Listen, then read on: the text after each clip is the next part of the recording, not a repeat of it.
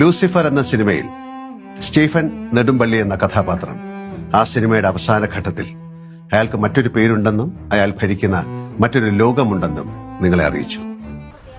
കൊള്ളാമല്ലേ? നമ്മുടെ ലാലേട്ടനും പൃഥ്വിരാജും ടോവിനോയൊക്കെ വന്ന് എമ്പുരാനെ പറ്റി സംസാരിക്കുന്നത് കാണാൻ നല്ല രസമൊക്കെ ഉണ്ട്. അപ്പോൾ എനിക്കൊരു ചെറിയ റിക്വസ്റ്റ് ഉണ്ട്, ഇത് കണ്ടപ്പോൾ തോന്നിയതാണ്.